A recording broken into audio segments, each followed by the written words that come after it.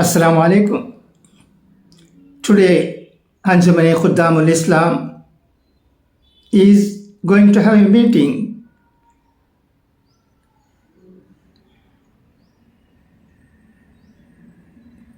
Kalam ka Jadu. It's an important meeting. I wrote about Dr. APJ Abdul Kalam in Radiance some time ago. I read it for your information. Please listen to it. Dr. APJ Abdul Kalam, 15 October 1931, 27 July 2015.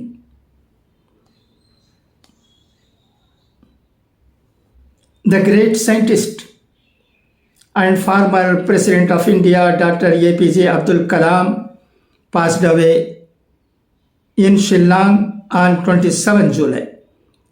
He was about 84.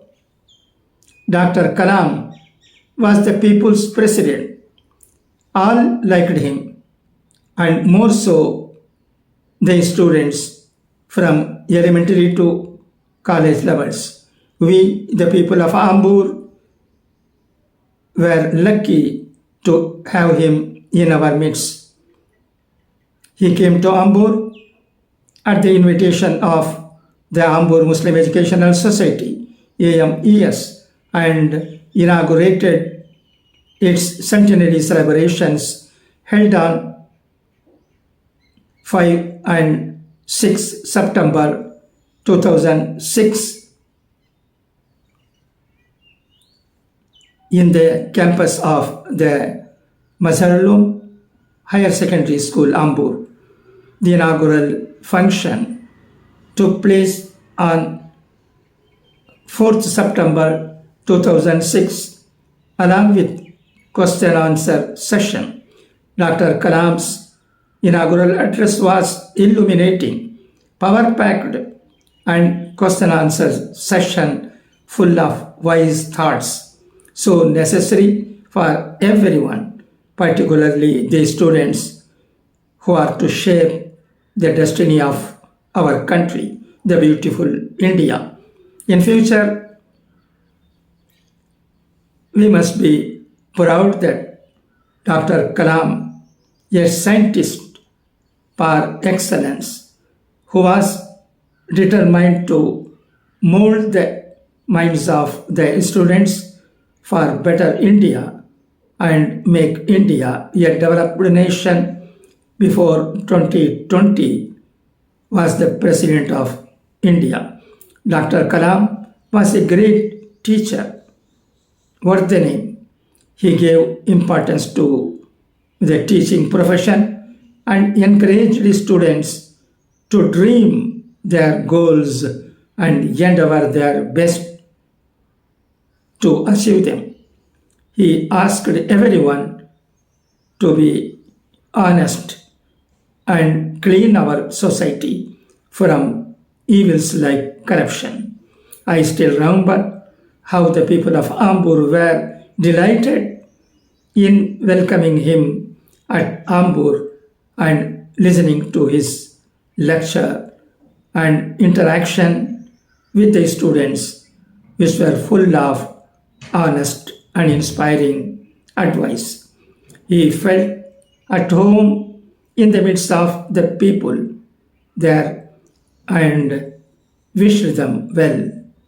At that time, Mr. Chan Basha was the headmaster of the Mazharulum Higher Secondary School. This is one of the 6 institutions established and managed by the Ambur Muslim Educational Society, including a full-fledged science and arts college. He was pleasantly surprised when Dr. Abdul Kalam called him to the dais and handed over some books for the school. All this shows the intense interest he had in the spirit of education and knowledge. He strongly believed that it is education which can change one's destiny for better and make our country a progressive and prosperous one. Dr. Abdul Kalam will always be remembered for his role as an excellent scientist, as a people's president, as a good writer and orator, and most importantly, as a humble and genuine human being. It is amazing how he carried himself and mingled with people, both rich and poor. His simplicity and good nature won hearts, and his words and inspirational speeches made people think and work for a better and bright future. Dr. Kalam was a man of principles and led a simple life, working for the country and inspiring the people, particularly students, till his last. His passing away was so sudden. There is a good lesson